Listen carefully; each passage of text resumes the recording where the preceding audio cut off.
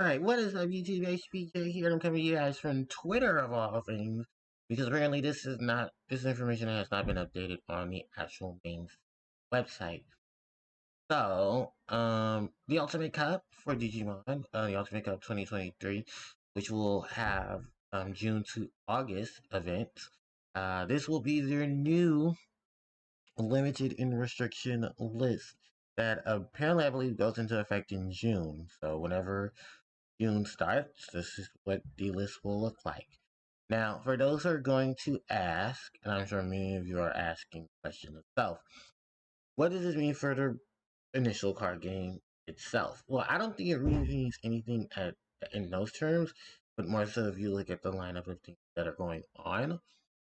This is a lineup that will only portray to the plays in the Ultimate Cup itself.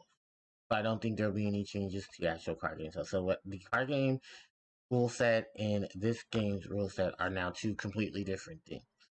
So don't look at me. I didn't do this. This is on Bandai, Digimon, TCG, and all of that. But I am looking at it because, of course, it is Digimon in front. I didn't look at the last Digimon Forbidden, the Digimon Restriction and Limited list only because there's only really one change, and the one change that was on there was basically for what was that guy?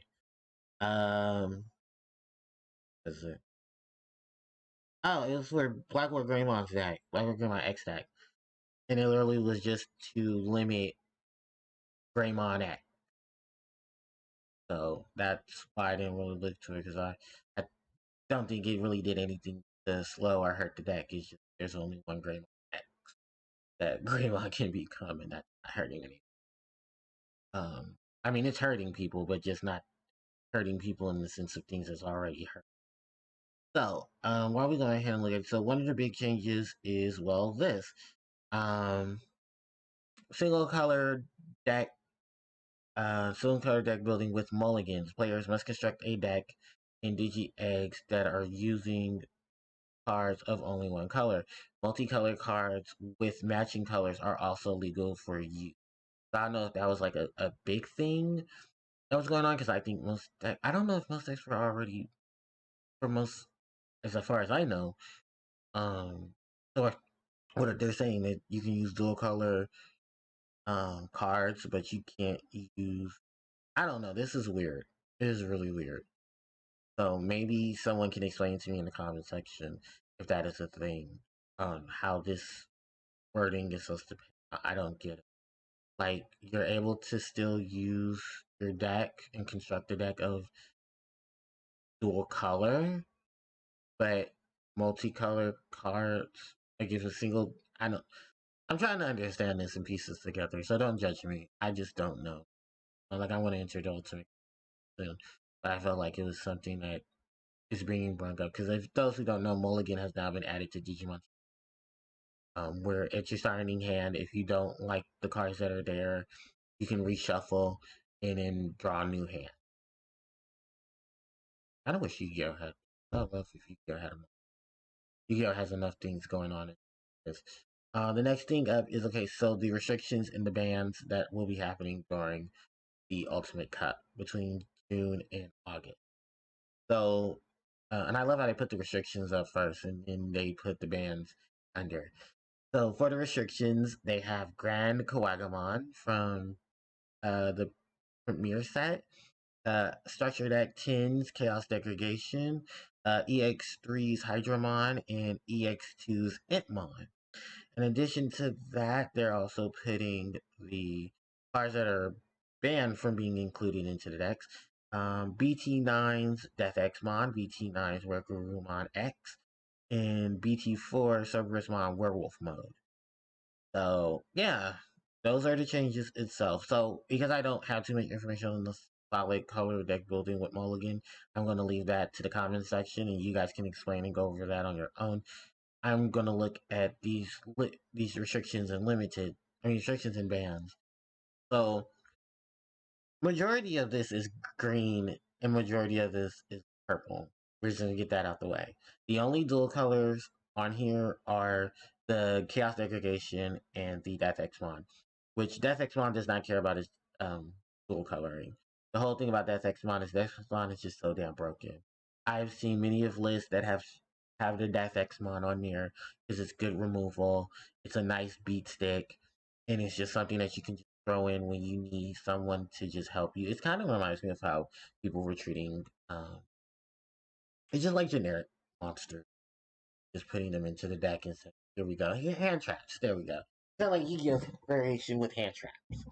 Like, okay, here are these hand traps that you can just splash in any deck. But then when hand traps get too abusable, then that's where things start going haywire. Because one of them happens to be, I guess you look at it in Max C. Max C is the first of the hand traps to ever be forbidden because it was just that broken.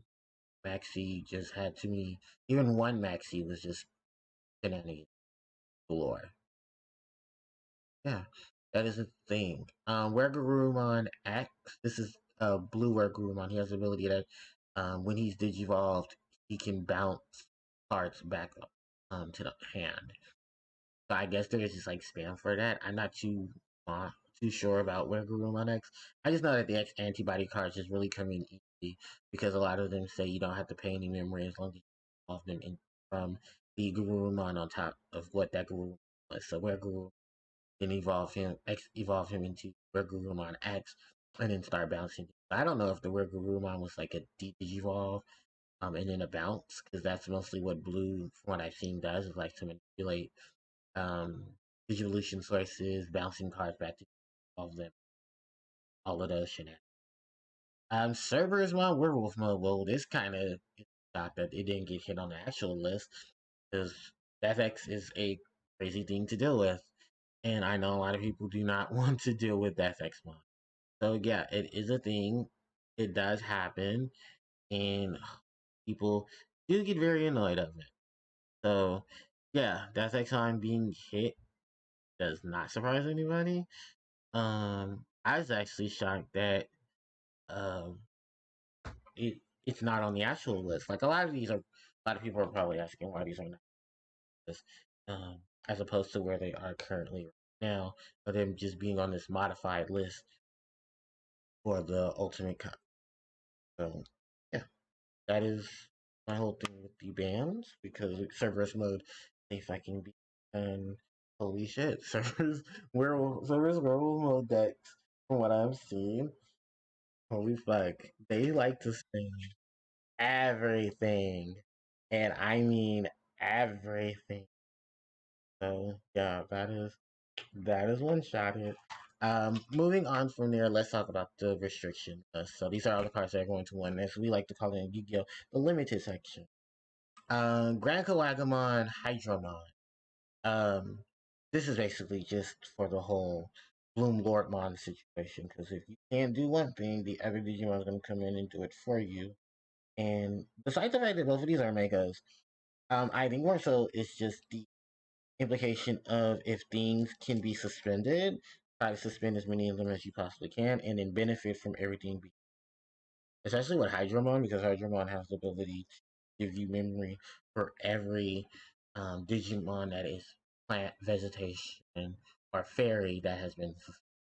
And that's a big thing in Bloom Lordmon, because Bloom Lordmon decks suspend a lot of cards to destroy or bounce their opponent's cards. So yeah, having that modifier and thing too, because now when you look at Grand Kawagamon, it's just more so a suspend fund. Or what cards can you suspend and what cards can download Digivolve to get into this Digimon and then get rid of these Digimon on that download. So alright, and now that I've gotten green out the way, let's talk about purple. So first off, Entmon. Entmon's broken. Entmon was too Entmon should be lucky Entmon did good. So this is the Entmon from the extra set 2, where if he comes into play, he can reveal top 4 cards of your deck to add 1 card with Beelzemon in his name and 1 Iron Mako. But the other thing is that if Entmon comes into play, that he doesn't come into play via his own. No, if Entmon is milled and is not milled by his own effect, then he can mill 3 more additional cards. And you have to remember, Beelzemon decks love things being milled. So that way, they have more. They have because they basically use their graveyard as a second hand, and that's the thing with Impmon decks or basically Beelzemon decks. They love to use their graveyard as an extra hand. It's extra extenders, it's extra stuff that they can play, so they can get into Beelzemon and then go into Beelzemon burst mode, and then just start popping off from there. And then, of course, because I saved this one for last, Chaos Degradation. So if you guys don't know what Chaos Degradation is, it's a signature move for a Mastemon. So yeah, a lot of people were complaining how this card is not hit. Oh, you finally got a hit, just not a hit on where you wanted it to hit officially. Because remember, this is only just for the cup. Unless they decide to say, hey, you remember all those restrictions we did between June and August? Yeah, we're going to keep those. We're going to keep those. So Chaos Degradation is a card 8 cost for selecting one Digimon on your opponent's side of the field and either putting it on top or the bottom of the security stack and then sending the top of the security stack to the trash. Um, which helps you get rid of threats. It helps you get rid of things that you can't get over normally through destruction, or you have to do with walls stuff like that. So that's what's up with Chaos Degradation. Its security effect is that it puts a card on the bottom of the stack. Yeah, there's a lot of things going on, and it's probably one of the biggest outs that Mastermind decks have when it comes to it. I mean, in place of Chaos Degradation, you still have Flame Hell size. I mean, it's not the most sufficient, but it's still something to take advantage of.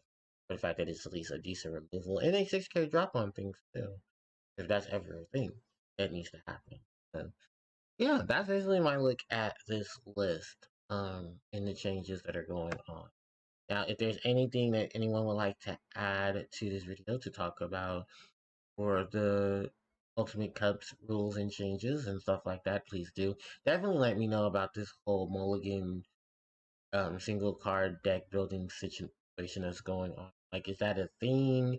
Has this been a thing that's been causing problems?